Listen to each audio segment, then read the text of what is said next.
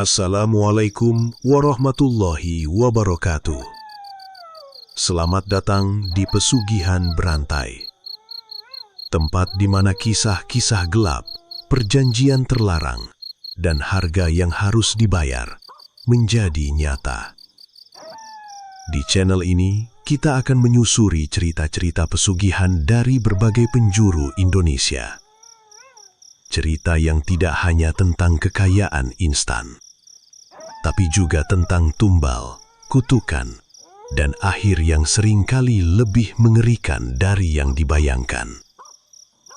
Ingat, tidak semua yang terdengar seperti mitos benar-benar hanya sekadar cerita. Matikan lampu, gunakan headset, dan bersiaplah. Karena apa yang akan kamu dengar malam ini mungkin lebih dekat dari yang kamu kira. Malam itu hujan turun seperti tidak ingin berhenti, membasahi atap seng rumah kecil milik Randy hingga berisik seperti ribuan jari ngetuk tanpa jeda. Di dalam, pria itu duduk diam di lantai, bersandar pada dinding yang mulai lembab. Lampu redup menggantung di atas kepalanya, berkedip pelan seolah ikut lelah melihat hidup yang tak kunjung membaik. Randy menatap kosong ke arah pintu, bukan karena ada yang datang, tapi karena ia berharap untuk sekali saja ada sesuatu yang berubah. Di depannya, kertas-kertas berserakan, tagihan, surat peringatan, tanda merah yang seolah berteriak lebih keras dari suara hujan di luar. Tangannya gemetar saat meraih salah satu lembar, membacanya lagi meski ia sudah hafal isinya. Pembayaran terakhir jatuh tempo minggu ini. Ia tertawa kecil, tapi tawanya patah di tengah. Minggu ini, gumamnya pelan, hampir tak terdengar. Makan aja susah, bayar utang. Dari dapur terdengar suara panci bergeser. Mira, istrinya, berdiri di sana dengan wajah lelah yang tak sempat disembunyikan. Ia tidak berkata apa-apa, hanya menatap Randy sebentar, lalu kembali membelakangi. Keheningan di antara mereka lebih tajam dari pertengkaran. "Ada nasi?" tanya Randy tanpa menoleh. Mira diam beberapa detik, lalu menjawab pendek, "Sisa sedikit. Buat Sinta." Nama anak mereka menggantung di udara, membuat Randy menunduk. Dadanya terasa sesak, bukan karena lapar, tapi karena perasaan gagal yang menumpuk. "Aku keluar bentar," katanya pelan. "Ngapain?" Suara Mira terdengar datar. Randy tidak langsung menjawab. Ia bangkit perlahan, mengambil jaket lusuh yang tergantung di dinding. "Cari cara," ucapnya singkat. Mira berbalik, menatapnya dengan mata yang sulit diartikan. "Cara apa, Randy? Kita udah coba semuanya." Randy berhenti di depan pintu. Tangannya menggenggam gagang pintu, tapi ia tidak langsung membukanya. "Belum semuanya," jawabnya, nyaris seperti bisikan. Hujan menyambutnya begitu pintu terbuka. Angin dingin menampar wajahnya, tapi ia tidak mundur. Langkahnya berat, tapi pasti, menyusuri jalan tanah yang mulai berubah jadi lumpur. Desa Sumberjati tampak seperti mati. Tidak ada lampu yang benar-benar terang, hanya bayangan rumah-rumah yang diam dalam gelap. Di ujung jalan, seorang pria berdiri di bawah pohon besar. "Jono, kamu datang juga," katanya sambil menyeringai tipis. Randy berhenti beberapa langkah darinya. "Kamu bilang ada jalan," ucap Randy tanpa basa-basi. Jono mengangguk pelan, matanya berkilat aneh. "Ada, tapi kamu harus berani." Randy menatapnya tajam. "Aku udah gak punya apa-apa lagi buat ditakutin." Jono tertawa kecil, suara yang tidak sepenuhnya terdengar manusiawi di tengah hujan. "Semua orang bilang gitu, sebelum tahu harga yang harus dibayar." Randy mendekat satu langkah. "Aku gak peduli, selama keluargaku bisa makan." Hening sejenak, hanya suara hujan yang jadi saksi. Jono lalu menunjuk ke arah hutan gelap di balik desa. Hutan yang selama ini dihindari warga. Hutan yang menyimpan cerita-cerita yang tidak pernah selesai. "Di sana," katanya pelan, "Mbah Sastro bisa kasih kamu semua yang kamu mau." Randy mengikuti arah jari itu. Gelap, pekat, Seolah cahaya pun enggan masuk. Ada rasa aneh merayap di dadanya, seperti sesuatu di dalam dirinya mencoba menahan. Itu cuma cerita orang tua, gumam Randy, lebih ke dirinya sendiri. Kalau cuma cerita, kenapa orang-orang yang kesana nggak pernah balik sama seperti sebelumnya? Jawab Jono cepat. Randy terdiam, nafasnya berat. Hujan mulai mereda, tapi dingin justru terasa makin dalam. Apa yang harus aku lakuin? Akhirnya ia bertanya. Jono mendekat, suaranya turun jadi bisikan. Cuma datang, sisanya dia yang urus. Randy menelan ludah. Dalam kepalanya, bayangan Mira dan Sinta muncul. Wajah lapar, tatapan kecewa, rumah yang hampir hilang. Ia mengepalkan tangan. Kalau ini satu-satunya jalan. Jono tersenyum lebar. Itu yang aku tunggu. Tanpa sadar, Randy melangkah melewati batas desa. Tanah berubah jadi lebih lembek. Udara terasa lebih berat. Suara serangga menghilang, digantikan keheningan yang terlalu sunyi untuk terasa normal. Setiap langkah terasa seperti masuk lebih dalam ke sesuatu yang tidak seharusnya ia ganggu. Di tengah jalan, Randy berhenti. Ia merasa seperti sedang diawasi. Jod, panggilnya pelan. Tapi saat ia menoleh, Jono sudah tidak ada di belakangnya. Jono, suaranya sedikit naik.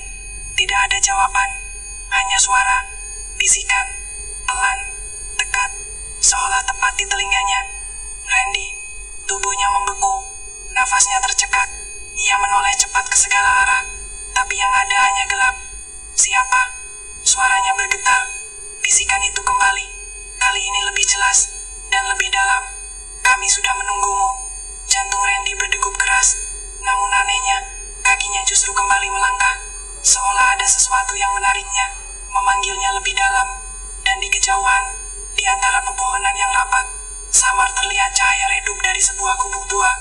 Randy tidak tahu, malam itu bukan awal dari keberuntungan, melainkan langkah pertama menuju kehancuran, yang tidak hanya akan menelannya, tapi seluruh desa. Langkah Randy terhenti tepat di depan gubuk itu. Cahaya redup yang tadi terlihat dari kejauhan, kini tampak lebih jelas. Bukan lampu biasa, melainkan nyala api kecil dari beberapa lilin yang tersusun tidak beraturan di dalam ruangan. Dinding kayu gubuk itu tampak lapuk, penuh goresan aneh seperti bekas kuku atau ukian yang sengaja disayat.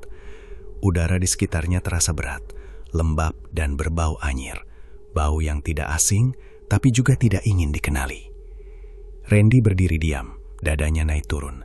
Ada dorongan untuk berbalik, untuk lari sejauh mungkin kembali ke rumahnya. Tapi bayangan Mira dan Sinta kembali muncul di kepalanya.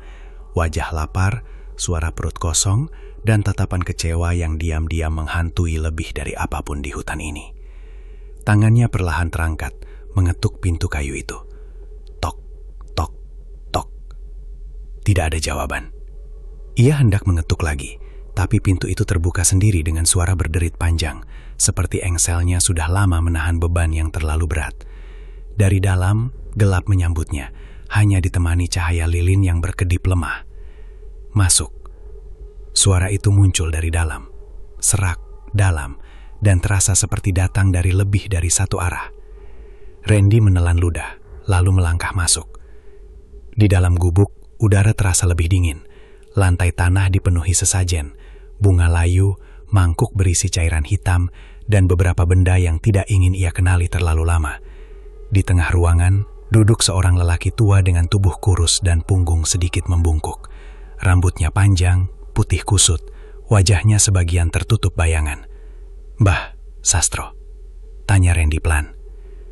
Lelaki itu mengangkat kepala perlahan. Matanya kosong.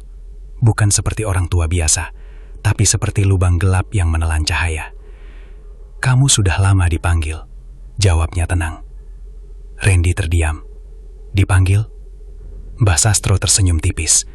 "Semua yang datang ke sini bukan karena mereka mau, tapi karena mereka sudah dipilih." Kalimat itu membuat tengkuk Randy meremang. Ia ingin membantah, tapi kata-katanya tertahan. Ada sesuatu dalam suara lelaki tua itu yang membuatnya sulit berpikir jernih. "Aku cuma butuh uang," ujar Randy akhirnya, mencoba menguatkan diri. "Aku nggak peduli caranya." Hening sejenak. Api lilin bergoyang, padahal tidak ada angin. Semua orang bilang begitu. balas Mbah Sastro pelan, sampai mereka tahu harga yang sebenarnya. Randy mengepalkan tangan. Berapapun. Mbah Sastro menatapnya lebih dalam. Lalu perlahan, ia meraih sebuah mangkuk tanah liat di sampingnya. Cairan di dalamnya hitam pekat, seperti tidak memantulkan cahaya sama sekali. Kalau begitu, mulai sekarang, hidupmu bukan lagi milikmu. Jantung Randy berdegup lebih cepat, tapi ia tidak mundur. Letakkan tanganmu di sini, perintah Mbah Sastro, menunjuk mangkuk itu. Randy ragu sejenak, hanya sekejap, lalu ia berlutut dan mendekat. Tangannya gemetar saat diletakkan di atas mangkuk. Mbah Sastro mengambil sebilah pisau kecil, karat menempel di ujungnya. Ini bukan sekedar luka, katanya pelan. Ini pintu. Sebelum Randy sempat berpikir lagi, pisau itu menyayat telapak tangannya. Darah mengalir deras, menetes ke dalam cairan hitam. Seketika, cairan itu bergetar, seperti hidup. Suasana berubah. Api lilin tiba-tiba memanjang, bayangan di dinding bergerak sendiri. Udara terasa lebih berat, menekan dada Randy hingga sulit bernafas. Dari dalam mangkuk, suara muncul. Dalam, bergema. Bukan suara manusia. Perjanjian diterima. Tubuh Randy membeku, matanya membelalak, tapi ia tidak bisa bergerak. Darahnya masih menetes, tapi ia seperti tidak merasakannya lagi. Mbah, suaranya nyaris tidak keluar. Mbah Sastro hanya tersenyum, kali ini lebih lebar. Jangan panggil aku, sekarang panggil dia. Dia, siapa? Jawaban tidak datang dari sang dukun, melainkan dari belakang Randy. Suara nafas panjang, berat, tempat di tengkuknya. Randy perlahan menoleh. Di sana, berdiri sesuatu. Tinggi, terlalu tinggi untuk manusia. Tubuhnya panjang, kulitnya gelap seperti bayangan yang dipadatkan. Wajahnya tidak jelas, tapi 2 titik putih samar terlihat seperti mata yang menatap langsung ke dalam dirinya.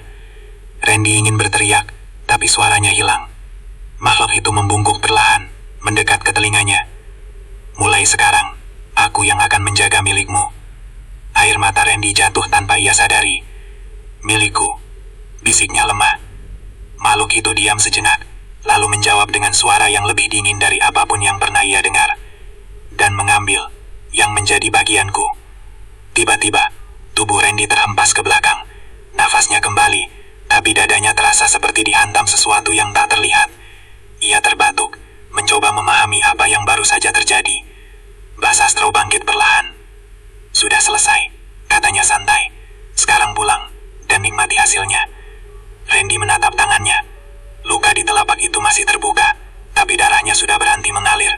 Aneh, terlalu cepat. Ia berdiri dengan kaki goyang. Selesai, ulangnya lirih. Mbah Sastro tertawa kecil. Baru mulai. Randy keluar dari gubuk itu dengan langkah tidak seimbang. Hutan terasa berbeda, lebih sunyi, lebih hidup dalam cara yang salah. Saat ia melewati pepohonan, ia merasa tidak sendirian lagi. Ada sesuatu yang berjalan bersamanya. Dan malam itu, tanpa ia sadari, Randy tidak hanya membawa pulang harapan, tapi juga sesuatu yang lapar. Pagi itu datang terlalu tenang untuk sebuah kehidupan yang semalamnya berubah secara tidak wajar. Randy terbangun dengan napas tersengal, keringat dingin masih menempel di pelipisnya. Sekilas ia lupa di mana dirinya berada, sampai suara ayam dan cahaya matahari yang masuk dari celah dinding mengingatkannya. Ia sudah pulang. Tapi sesuatu terasa berbeda, bukan hanya di tubuhnya, melainkan di udara yang ia hirup. Ia duduk perlahan, menatap telapak tangannya. Luka sayatan itu masih ada, tapi anehnya sudah mengering, seperti luka lama yang seharusnya butuh berhari-hari untuk sembuh. Randy menyentuhnya, mengernyit. Semalam, gumamnya pelan, mencoba memastikan bahwa semua itu bukan mimpi. Randy, suara Mira dari dapur membuatnya menoleh. Nada suaranya berbeda, tidak sekering biasanya. Ada sesuatu di sana, sesuatu yang belum pernah Randy dengar sejak lama. Iya, jawabnya singkat, masih mencoba menenangkan pikirannya. Mira muncul di ambang pintu, membawa secangkir kopi. Tapi bukan itu yang membuat Randy terdiam. Di atas meja kecil di ruang tengah, ada uang. Banyak, terlipat rapi, ditumpuk begitu saja seolah itu hal biasa. Randy berdiri cepat. Itu? Dari mana? Mira tampak bingung dengan pertanyaan itu. Kamu nanya gitu? Itu kan uang dari orang yang kemarin bayar utang ke kamu. Utang? Randy mengerutkan dahi. Iya, yang lama. Katanya dia baru bisa bayar sekarang. Lanjut Mira, santai. Seolah itu masuk akal. Randy menatap uang itu lebih lama. Ia tidak ingat punya orang yang berutang sebanyak itu. Bahkan, ia sendiri yang selama ini berutang kemana-mana. Tangannya perlahan meraih tumpukan itu. Merasakannya nyata di genggaman. Berapa ini? Tanyanya pelan. Lumayan, jawab Mira sambil tersenyum tipis. Cukup buat nutup semua kebutuhan kita. Senyum itu, sudah lama tidak ia lihat. Hari itu berjalan cepat. Terlalu cepat. Seolah waktu ikut terburu-buru mengejar sesuatu yang tidak terlihat. Randy keluar rumah, mencoba memastikan semuanya nyata. Di jalan desa, beberapa orang menyapanya, sesuatu yang jarang terjadi sebelumnya. Randy, sawahmu panennya bagus banget ya? Teriak Pak Darto dari kejauhan. Randy berhenti. Panen? Iya, kamu belum lihat. Padi kamu paling subur di antara yang lain. Lanjutnya sambil tertawa kecil. Tanpa banyak bicara, Randy bergegas menuju sawahnya. Nafasnya sedikit memburu, bukan karena lelah, tapi karena perasaan aneh yang makin kuat di dalam dada. Dan ketika ia sampai, langkahnya terhenti. Hamparan padi di depannya berdiri tinggi, kuning keemasan, padat, dan sehat. Terlalu sehat. Bahkan di musim yang seharusnya tidak memungkinkan panen seperti ini. Angin bertiup pelan, membuat bulir padi bergoyang serempak, seperti menyambut kedatangannya.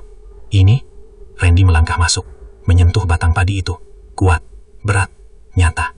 Rezekimu lagi naik ya, Den. Suara seseorang dari belakang membuatnya menoleh. Seorang petani lain berdiri di batas sawah, menatap dengan campuran kagum dan heran. Randy hanya mengangguk pelan, tidak benar-benar tahu harus menjawab apa. Di dalam kepalanya, satu suara mulai muncul kembali. Pelan, dalam, mengingatkannya pada malam itu. Malam di gubuk. Malam ketika darahnya jatuh ke dalam cairan hitam. Randy menelan ludah. Ini karena itu. Bisiknya hampir tanpa suara. Hari-hari berikutnya terasa seperti mimpi yang terlalu indah untuk dipercaya. Dagangannya laris tanpa usaha lebih. Orang-orang datang sendiri, membeli tanpa banyak tawar. Uang terus bertambah, mengalir seperti tidak ada habisnya. Mira mulai tertawa lagi. Sinta tidak lagi tidur dalam keadaan lapar. Rumah mereka perlahan berubah, lebih rapi, lebih hidup. Tapi di balik semua itu, malam tetap datang. Dan setiap malam, sesuatu selalu terasa salah. Randy mulai sering terbangun di tengah malam. Bukan karena mimpi, tapi karena suara. Langkah kaki, pelan, mengitari rumah. Krek, krek, seperti ada yang berjalan di atas lantai kayu. Padahal semua orang sedang tidur. Suatu malam, ia tidak tahan lagi. Randy duduk di tepi ranjang, menahan napas. Suara itu terdengar lagi, lebih jelas. Krek, krek, dari ruang tengah. Ia menoleh ke arah Mila dan Sinta yang tertidur lelap. Kalian dengar nggak? Bisiknya. Tapi tidak ada jawaban.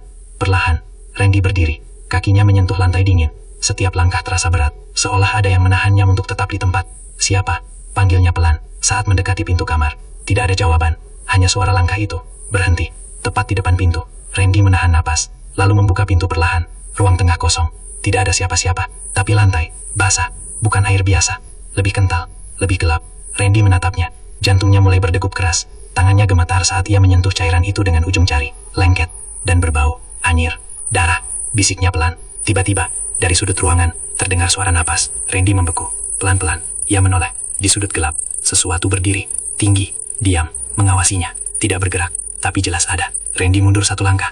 Nafasnya memburu. Aku, sudah dapat yang aku mau. Ucapnya terbata, seperti mencoba bernegosiasi. Makhluk itu tidak menjawab, tapi suara itu, suara yang sama dari malam kontrak, muncul lagi, lebih dekat. Belum, lampu tiba-tiba berkedip, dan dalam sekejap, sosok itu menghilang. Randy terdiam di tengah ruangan, nafasnya tidak teratur, tangannya masih berlumur darah yang entah dari mana asalnya. Di luar, angin malam berhembus pelan, membawa satu kesadaran yang mulai merayap dalam pikirannya. Apa yang ia terima, bukan karena pemberian, melainkan awal dari sesuatu yang sedang menagih. Pagi itu, desa Sumberjati tidak benar-benar bangun seperti biasanya.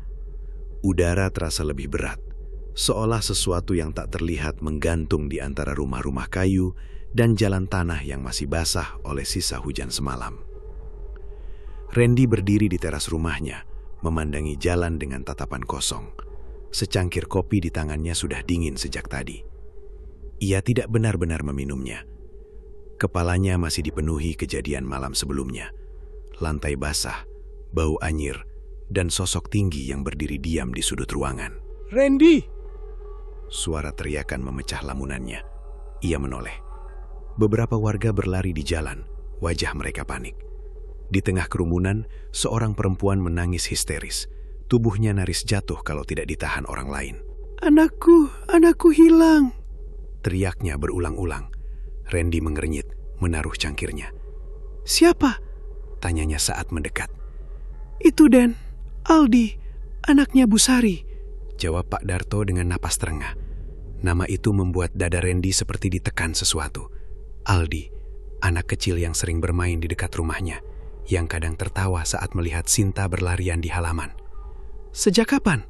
Tanya Randy pelan. Subuh tadi nggak ada di kamar, sahut Pak Darto.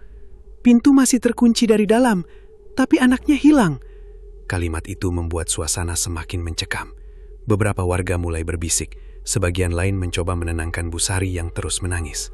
Randy berdiri di tengah kerumunan, tapi rasanya seperti terpisah.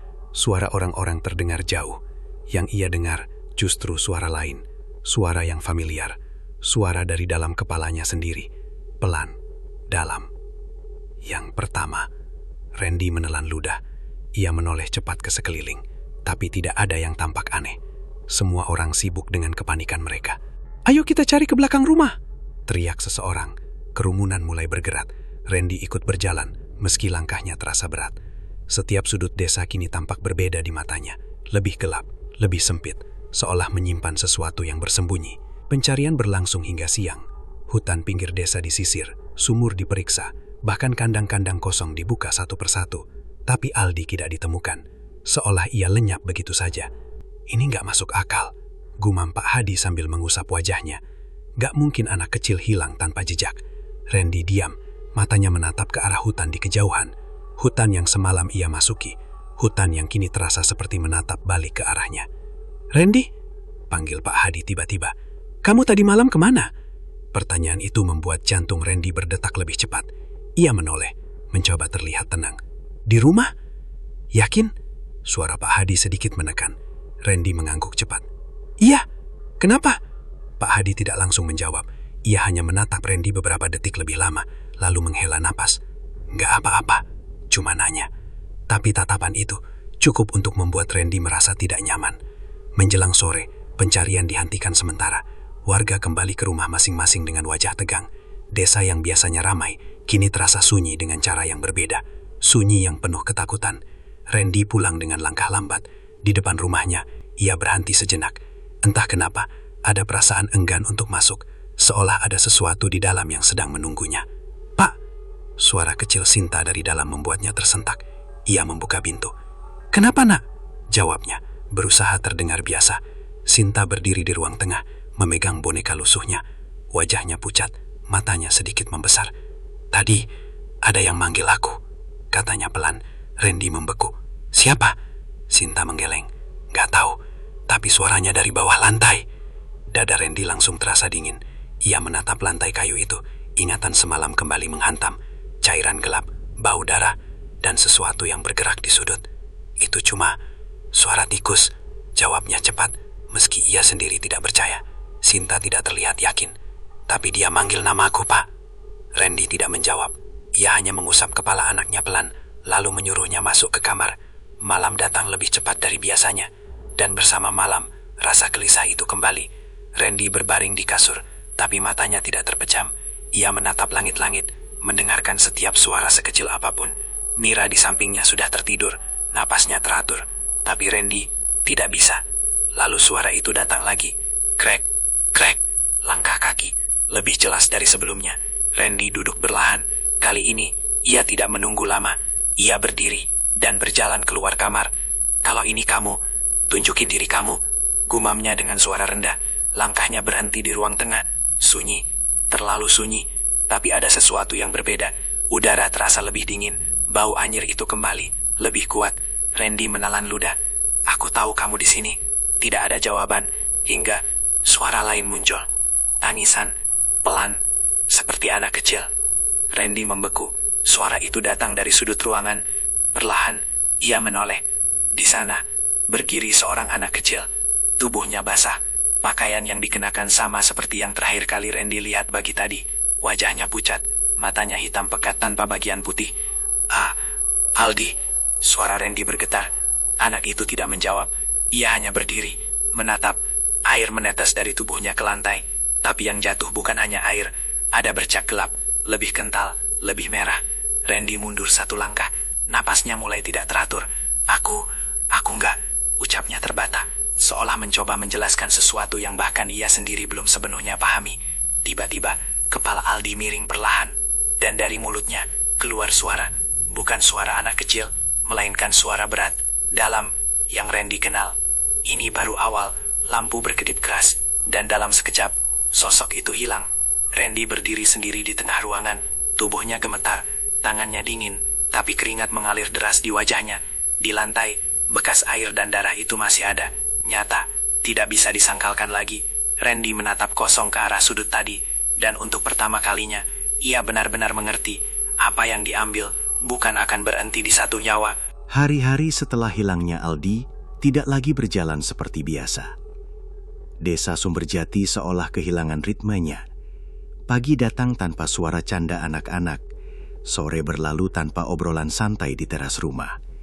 Semua berubah menjadi pelan, hati-hati, dan penuh curiga. Randy merasakannya, bahkan dari cara orang menatapnya kini, lebih lama, lebih dalam, seolah mencoba membaca sesuatu yang ia sendiri berusaha sembunyikan. Ia berjalan di jalan tanah yang lengang, mendengar bisikan-bisikan yang sengaja dipelankan saat ia lewat. Itu sejak dia kaya mendadak. Jangan-jangan kalimat-kalimat itu tidak pernah selesai, tapi cukup untuk membuat langkah Randy semakin berat. Ia menunduk, berpura-pura tidak peduli, meski dadanya terasa sesak. Di rumah, keadaan tidak jauh berbeda. Mira mulai sering diam, tatapannya kosong ketika melihat ke arah luar jendela. Sinta tidak lagi bermain di halaman, lebih sering duduk memeluk lutut di sudut ruangan. "Kamu kenapa?" tanya Randy suatu sore. Sinta menatapnya pelan. "Aku takut, Pak." "Takut apa?" Sinta tidak langsung menjawab. Ia hanya menunjuk ke bawah lantai. "Dia masih manggil aku." Randy terdiam. Kata-kata itu seperti menarik sesuatu dari dalam dirinya. Sesuatu yang ia coba abaikan sejak malam itu. "Itu cuma perasaan kamu aja," jawabnya cepat, meski suaranya terdengar dipaksakan. Sinta menggeleng pelan. "Enggak, dia bilang, nanti aku ikut dia." Kalimat itu membuat Randy berdiri mendadak. Kursi di belakangnya bergeser keras. "Cukup!" bentaknya, lebih keras dari yang ia rencanakan. Sinta terdiam, matanya berkaca-kaca. Mira yang mendengar dari dapur langsung keluar. "Kamu kenapa sih, Randy?" tanyanya dengan nada kesal. Randy mengusap wajahnya kasar. "Aku cuma capek." Tapi itu bukan jawaban sebenarnya. Ia tahu itu. Malam hari, teror tidak lagi datang diam-diam. Suara-suara mulai terdengar lebih jelas di seluruh desa. Teriakan, tangisan, bahkan kadang tawa yang tidak wajar di tengah malam. Warga mulai berkumpul lebih awal di rumah masing-masing, menutup pintu rapat-rapat sebelum gelap benar-benar turun. Suatu malam, suara gaduh terdengar dari rumah Pak Wiryo. Randy yang sedang duduk di ruang tengah terlonjak. Teriakan histeris memecah kesunyian. "Tolong! Tolong!" Tanpa pikir panjang, ia berlari keluar. Beberapa warga sudah lebih dulu berkumpul di depan rumah itu. Pintu terbuka lebar, lampu di dalam berkedip-kedip. "Ada apa?" tanya Randy saat menerobos masuk. Di dalam, pemandangan itu membuat langkahnya terhenti. Pak Wiryo tergeletak di lantai, tubuhnya kejang, matanya terbuka lebar tapi kosong. Di atasnya, istrinya menangis sambil mencoba menahannya. "Dia tiba-tiba kayak gini," teriak sang istri. "Dia bilang, ada yang berdiri di atap, terus dia jatuh." "Di atap?" ulang salah satu warga. Semua orang saling pandang. Perlahan, beberapa dari mereka menoleh ke atas.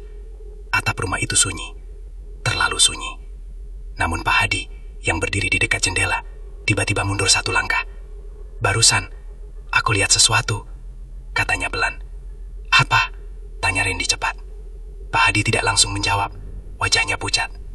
Tinggi, hitam, berdiri di atas sana. Terus, hilang. Randy membeku. Deskripsi itu terlalu familiar. "Jangan ngomong yang aneh-aneh, Pak."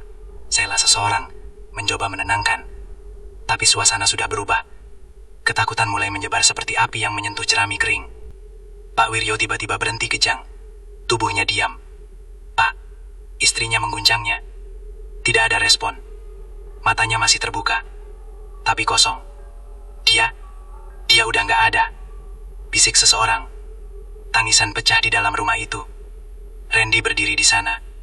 Tidak bergerak. Suara tangisan itu terdengar jauh di telinganya. Yang ia dengar justru suara lain. Suara yang sama yang selalu muncul sejak malam kontrak itu.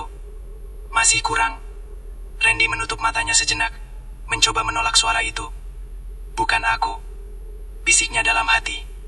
Namun malam belum selesai.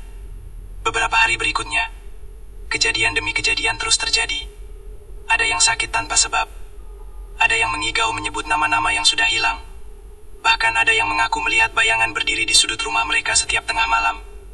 Desa Sumberjati berubah menjadi tempat yang tidak lagi aman bagi penghuninya sendiri. Suatu sore, Pak Adi datang ke rumah Randy. "Kita harus bicara," katanya tanpa basa-basi. Randy mempersilahkan masuk, meski ada rasa tidak nyaman yang sulit dijelaskan. Pak Adi duduk, menatap Randy lurus. "Ini semua mulai sejak kamu berubah." Randy mengerutkan dahi. "Maksudnya, kamu tiba-tiba kaya. Sawahmu panen di luar musim. Terus, satu desa mulai kena musibah. Lanjutnya pelan, tapi tegas." Randy mengepalkan tangan. "Itu cuma kebetulan." Pak Adi menggeleng. "Di desa ini, gak ada yang namanya kebetulan." Hening sejenak. Udara terasa semakin berat. "Kamu kemana malam sebelum semua ini mulai?" tanya Pak Adi lagi. Pertanyaan itu seperti pisau yang langsung mengarah ke sesuatu yang selama ini Randy tutupi. Randy membuka mulut, tapi tidak ada kata yang keluar. Pak Adi duduk. "Perlahan, kalau kamu tahu sesuatu, lebih baik kamu bilang sekarang, sebelum semuanya makin parah."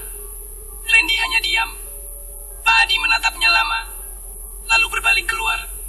Pintu tertutup pelan, dan untuk sesaat, rumah itu kembali sunyi.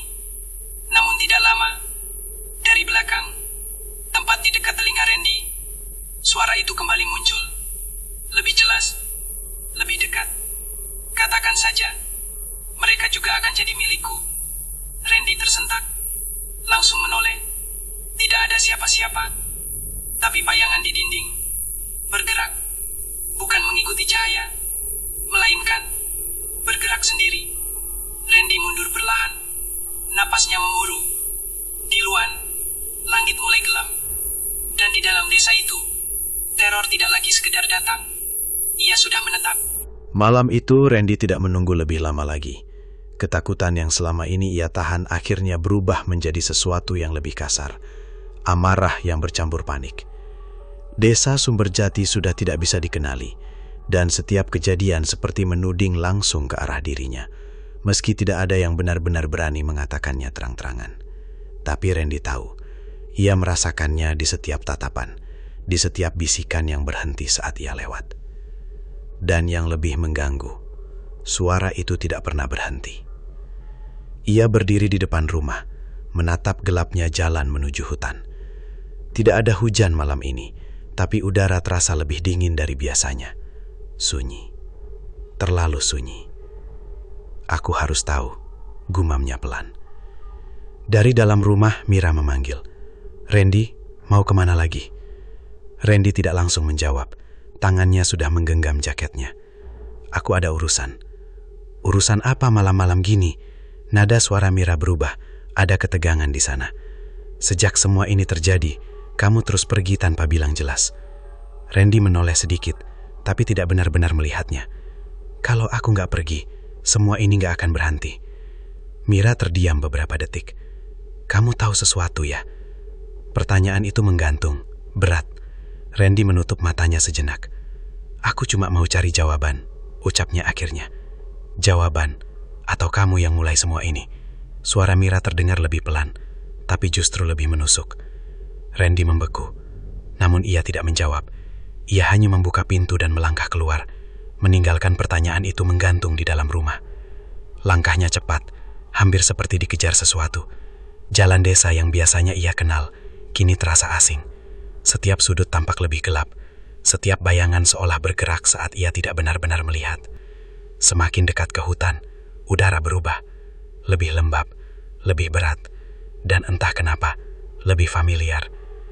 Randy tidak berhenti sampai ia melihat gubuk itu lagi.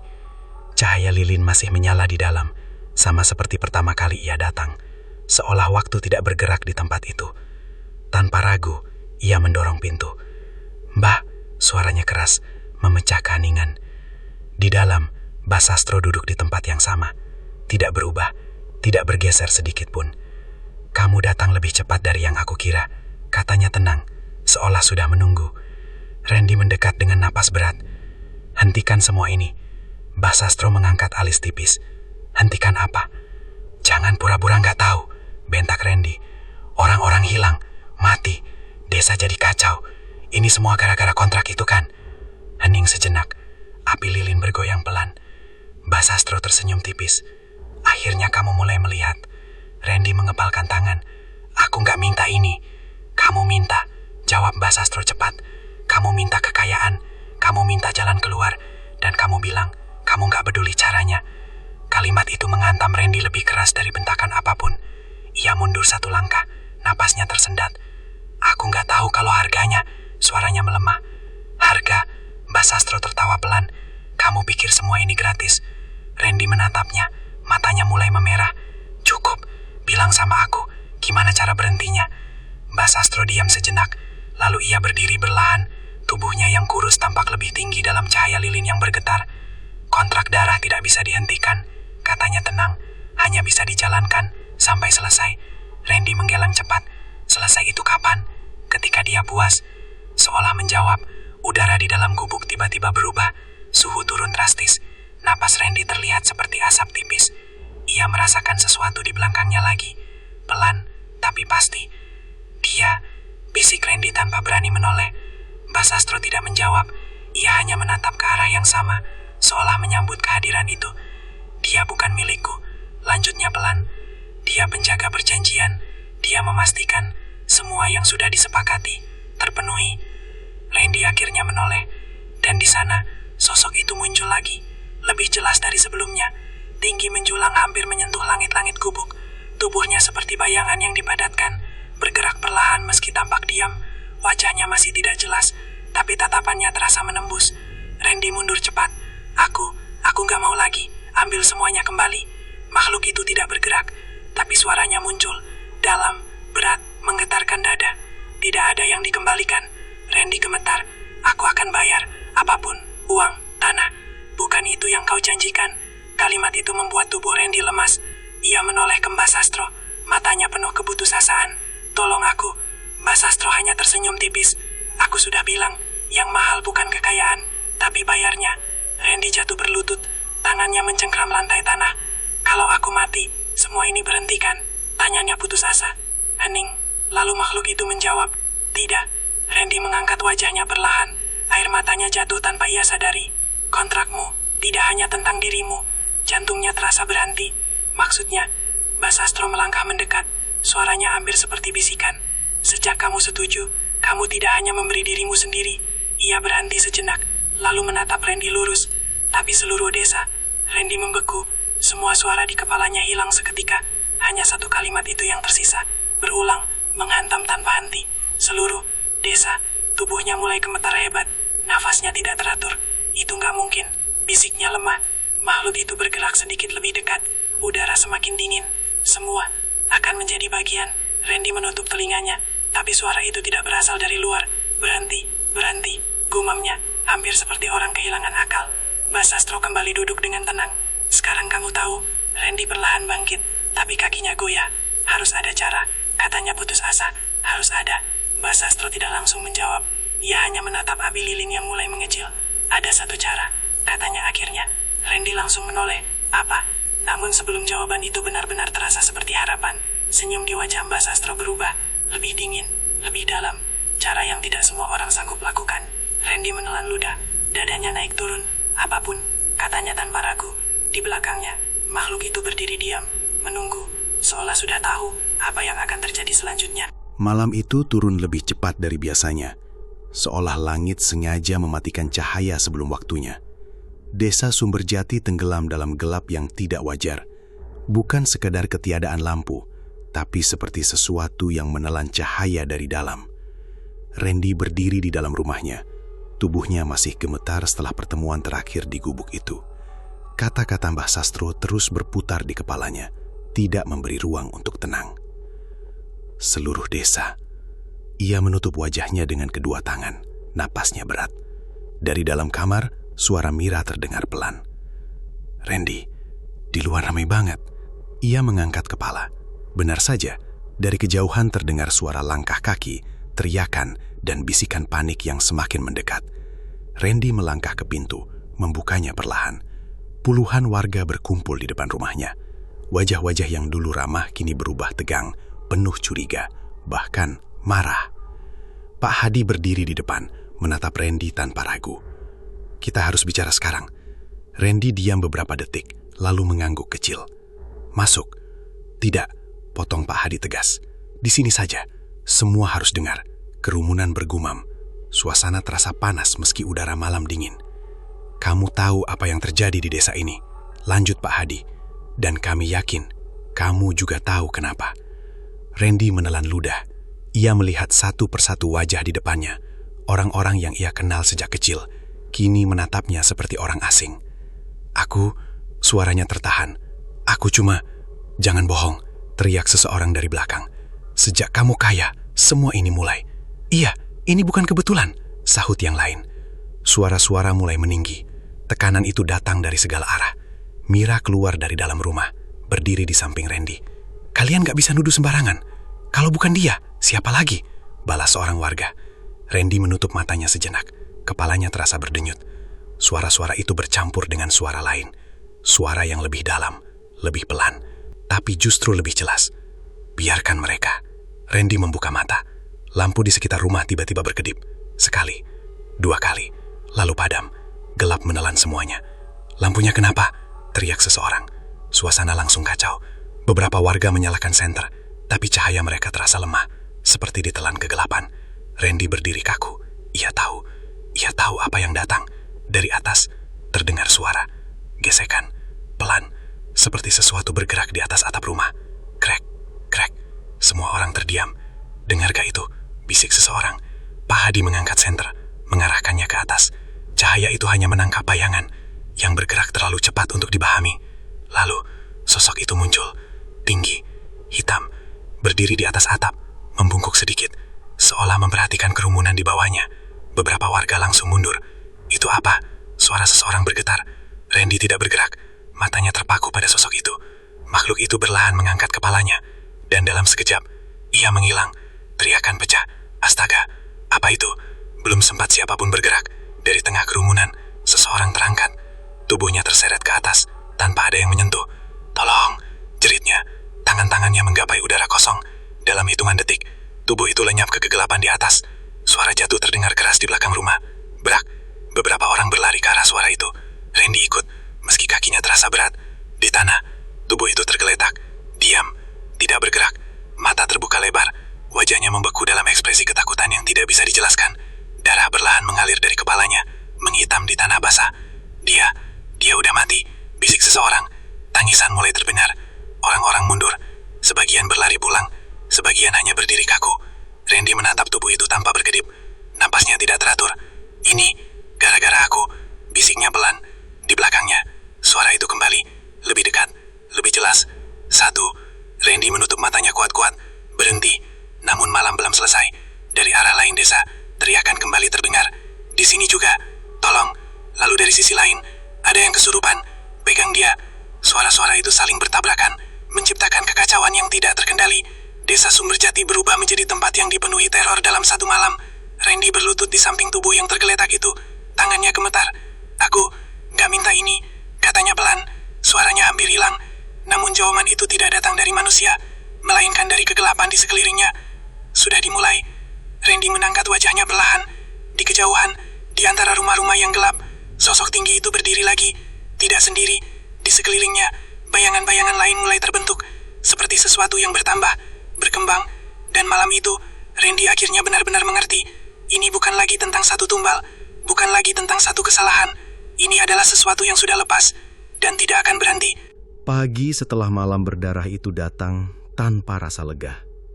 Tidak ada matahari yang benar-benar hangat, hanya cahaya pucat yang jatuh di atas desa yang berubah jadi asing bagi penghuninya sendiri.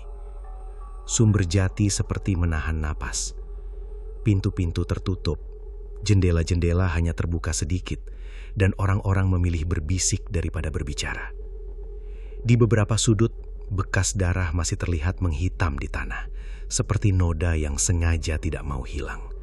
Randy duduk di ruang tengah rumahnya, menatap lantai kayu yang beberapa hari lalu basah oleh cairan yang tidak ingin ia ingat. Matanya kosong, tapi pikirannya penuh. Suara-suara malam tadi masih bergema, teriakan, tangisan, dan suara berat itu yang terus menghitung. 1. Ia mengusap wajahnya kasar. Tangannya dingin, meski udara tidak lagi sedingin malam.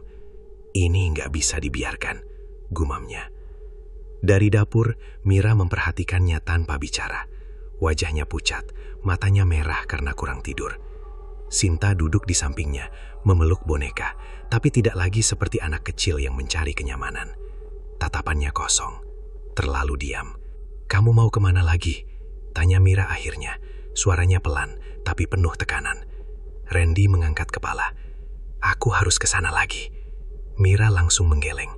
"Jangan. Setiap kamu ke sana, sesuatu yang lebih buruk terjadi." Randy terdiam sejenak. Ia tahu Mira tidak salah, tapi ia juga tahu tidak ada pilihan lain. "Kalau aku nggak pergi, ini nggak akan berhenti," jawabnya. Mira melangkah mendekat. "Atau ini memang nggak bisa dihentikan?" Kalimat itu menggantung. Randy menatap istrinya lama, lalu mengalihkan pandangan ke Sinta. Anak itu menatap balik. Diam. Terlalu diam. "Pak," suara Sinta pelan. Randy mendekat, berlutut di depannya. "Kenapa, Nak?" Sinta menatapnya tanpa berkedip. Dia bilang, "Waktunya hampir habis." Jantung Randy seperti berhenti. "Siapa yang bilang?" tanyanya cepat. Sinta tidak menjawab langsung. Ia hanya menunduk sedikit, lalu berbisik, "Yang di bawah lantai." Randy mundur perlahan, napasnya memburu. Mira langsung menarik Sinta ke pelukannya. "Cukup, Sinta, jangan ngomong aneh-aneh," kata Mira, tapi suaranya sendiri bergetar. Randy berdiri, kepalanya terasa berat. Semua yang ia takutkan kini mulai merangkak lebih dekat, ke dalam rumahnya sendiri. "Aku harus selesaikan ini sekarang," katanya, lebih pada dirinya sendiri. Tanpa menunggu jawaban, ia berbalik dan keluar. Langkahnya kali ini tidak ragu, tidak seperti sebelumnya.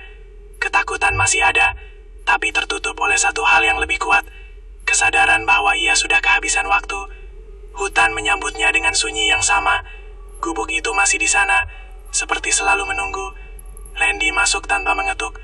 Mbah Sastro sudah berdiri, seolah tahu Randy akan datang. "Kamu sudah siap?" tanyanya tenang. Randy mendekat. "Kamu bilang ada satu cara." Mbah Sastro mengangguk pelan. "Ada." "Apa?"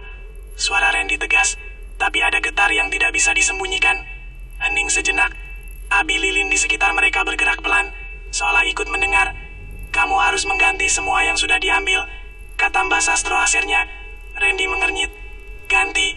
"Semua nyawa yang sudah dan akan diambil, diganti dengan satu." Lanjutnya, Randy menatapnya, mencoba memahami. "Satu orang." Mbah Sastro tersenyum tipis. "Bukan sekedar orang, yang paling berharga bagimu." Kalimat itu langsung menghantam. Randy terdiam. Wajah Mira, wajah Sinta, muncul bersamaan di kepalanya. "Enggak," bisiknya pelan. "Enggak mungkin. Kalau tidak," lanjut Mbah Sastro santai, "desa itu akan terus jadi ladang." Randy mundur satu langkah. "Kamu gila." "Tidak," jawab Mbah Sastro tenang. "Ini perjanjian." Suasana tiba-tiba berubah. Udara mendingin. Randy tahu. Ia datang. Makhluk itu muncul lagi di belakangnya. Lebih dekat. Lebih jelas. Seolah ikut menunggu jawabannya. "Aku." Randy menutup matanya. Napasnya berat. "Nggak bisa." Suara itu muncul. Dalam. Menekan. "Waktu hampir habis." Randy membuka mata. "Kalau aku yang mati, cukup kan?" Hening. Makhluk itu tidak langsung menjawab. Lalu, "Tidak setara." Randy menggeleng keras. "Aku yang buat ini. Aku yang harus bayar. Nilaimu tidak cukup." Kalimat itu seperti menghancurkan sesuatu di dalam dirinya. Randy jatuh berlutut. Tangannya mencengkeram tanah. "Lalu, apa lagi yang kamu mau?" Suaranya pecah. Tidak ada jawaban langsung. Tapi di kepalanya, bayangan itu muncul lagi. Mira tersenyum lelah. Sinta memanggilnya pelan. Randy menutup telinganya. Tapi suara itu tidak berasal dari luar. Tidak, tidak, gumamnya. Mbak Sastro mendekat sedikit. Kamu yang memilih jalan ini, Randy. Randy mengangkat wajahnya. Matanya merah. Aku cuma mau keluargaku hidup. Dan sekarang, potong Mbak Sastro. Kamu harus memilih. Siapa yang hidup? Hening panjang. Waktu terasa berhenti. Randy perlahan berdiri. Kakinya goyah. Tapi ia memaksakan diri. Matanya kosong. Seolah sesuatu di dalam dirinya sudah patah. Aku butuh waktu, katanya pelan. Makhluk itu tidak bergerak. Tapi kehadirannya terasa semakin menekan. Cepat, bisiknya. Randy berbalik. Berjalan di luar gubuk dengan langkah berat. Hutan terasa lebih gelap dari sebelumnya. Di setiap langkah, satu pertanyaan terus menghantam pikirannya. Apa arti kekayaan, jika yang harus dibayar adalah segalanya? Dan untuk pertama kalinya, Randy benar-benar berharap ia tidak pernah datang ke tempat itu. Malam terakhir itu datang tanpa tanda. Tidak ada angin kencang, tidak ada hujan, tidak juga suara aneh yang biasanya mengawali teror. Justru sebaliknya, desa Sumberjati tenggelam dalam keheningan yang terlalu sempurna, seolah sesuatu sedang menunggu untuk dituntaskan. Randy berdiri di tengah rumahnya, menatap Mira dan Sinta yang duduk berdekatan. Lampu minyak di sudut ruangan menyala kecil, bayangannya menari pelan di dinding. Tidak ada yang berbicara cukup lama. Randy menarik napas dalam. Aku harus ke sana lagi, ucapnya akhirnya. Mira tidak langsung menjawab. Ia hanya menatap Randy dengan mata yang sudah lelah menangis. Dan setelah itu, tanyanya pelan. Randy terdiam. Pertanyaan itu tidak punya jawaban yang ingin ia ucapkan. Ini harus selesai malam ini, katanya. Lebih seperti janji yang dipaksakan. Sinta mengangkat wajahnya. Dia bilang, memang harus selesai malam ini, Bah. Randy menutup matanya sesaat. Ia tahu dia yang dimaksud. Ia tidak lagi bertanya siapa, karena jawabannya selalu sama. Sesuatu yang tidak seharusnya ada, tapi kini sudah terlalu dekat untuk diabaikan. Randy berlutut di depan anaknya, menatap wajah kecil itu lama. Ada sesuatu yang berbeda. Bukan lagi ketakutan seperti sebelumnya, tapi ketenangan yang justru terasa salah. Jaga ibu ya, katanya pelan. Sinta mengangguk perlahan. Iya, Pak. Mira berdiri, mendekat. Tangannya meraih lengan Randy, menahan sebelum ia benar-benar pergi. Kamu belum jujur sama aku, bisiknya. Randy menatapnya. Dalam diam, semua yang tidak terucap seolah berpindah lewat tatapan itu. Penyesalan, ketakutan, dan sesuatu yang lebih berat, keputusan. Kalau aku nggak balik, Randy berhenti sejenak. Jangan ngomong gitu, potong Mira cepat. Tolong jaga Sinta, lanjut Randy. Suaranya lebih pelan. Mira menggeleng, air matanya jatuh. Kita bisa cari cara lain. Randy tersenyum tipis. Nggak ada. Ia melepaskan genggaman tangan Mira perlahan, lalu berbalik dan melangkah keluar. Pintu tertutup di belakangnya dengan bunyi pelan, tapi cukup untuk terasa seperti sesuatu yang berakhir. Perjalanan menuju hutan berasa lebih singkat, atau mungkin Randy sudah terkalut tenggelam dalam pikirannya, hingga tidak lagi memperhatikan jarak. Gubuk itu sudah menunggu, sama seperti sebelumnya. Cahaya lilin masih hidup, seolah tidak pernah padam. Randy masuk tanpa ragu. Aku sudah siap, katanya langsung. Mbak Sastro berdiri di tengah ruangan. Bagus. Randy melangkah mendekat. Aku yang jadi gantinya. Hening. Abi lilin bergetar. Mbak Sastro menggeleng pelan. Aku sudah bilang, itu tidak cukup. Randy menggepalkan tangan. Ini semua salahku. Aku yang harus tanggung. Suara lain muncul, mengotong. Tidak setara. Makhluk itu sudah ada di sana, lebih dekat dari sebelumnya. Bayangannya hampir menelan seluruh ruangan. Randy menatapnya, kali ini tanpa mundur. Lalu apa yang kamu mau? Tidak ada jawaban langsung, tapi sesuatu berubah. Di lantai, simbol-simbol gelap mulai muncul, sama seperti malam kontrak itu. Cairan hitam perlahan merembes, membentuk lingkaran di sekitar Randy. Berjanjian, harus lengkap. Randy menarik napas panjang, matanya berbelahan menutup. Kalau begitu, ambil aku, katanya pelan. Dalam sekejap, rasa dingin menjalar ke seluruh tubuhnya. Kakinya terasa berat, seperti tertanam ke tanah. Nafasnya mulai sesak. Namun di detik itu, bayangan Mira dan Sinta kembali muncul di kepalanya. Sinta tersenyum. Mira mengambil namanya. Dan untuk sesaat, Randy ragu. Hanya sesaat, makhluk itu mendekat. Terlambat, suara itu terdengar lebih dalam dari sebelumnya. Tiba-tiba, tubuh Randy terangkat sedikit, lalu jatuh kembali ke tanah. Nafasnya tersengal, matanya terbuka lebar. "Aku sudah pilih," bisiknya. Lalu semuanya gelap. Pagi harinya, desa Sumberjati terasa tenang, terlalu tenang. Tidak ada teriakan, tidak ada tangisan, seolah malam itu tidak pernah terjadi. Beberapa warga menemukan tubuh Randy di pinggir hutan. Kaku, dingin, tanpa luka yang jelas, tapi wajahnya menunjukkan sesuatu yang tidak bisa dijelaskan. Campuran antara takut dan pasrah. "Udah selesai," bisik seseorang. Tidak ada yang menjawab. Pemakaman berlangsung cepat. Orang-orang ingin segera melupakan. Desa itu ingin kembali normal. Dan untuk beberapa hari, semuanya memang terlihat membaik. Tidak ada lagi yang hilang. Tidak ada lagi yang kerasukan. Sunyi kembali menjadi sunyi yang biasa. Di rumah Randy, Mira duduk diam di ruang tengah. Tatapannya kosong, tapi tidak lagi menangis. Sinta duduk di lantai, menggambar dengan sebatang arang. "Gambar apa itu?" tanya Mira pelan. Sinta tidak langsung menjawab. Ia hanya terus menggores lantai kayu. Perlahan, pola itu terbentuk. Lingkaran, simbol-simbol aneh di sekelilingnya. Persis seperti yang ada di gubuk. Mira menatapnya, keningnya berkerut. "Itu, kamu dapat dari mana?" Sinta berhenti menggambar. Ia mengangkat wajahnya perlahan. Matanya terlihat lebih gelap. Ia tersenyum kecil. "Dia yang ngajarin." Mira membeku. "Siapa?" Suaranya bergetar. Sinta menoleh ke sudut ruangan dan berbisik pelan.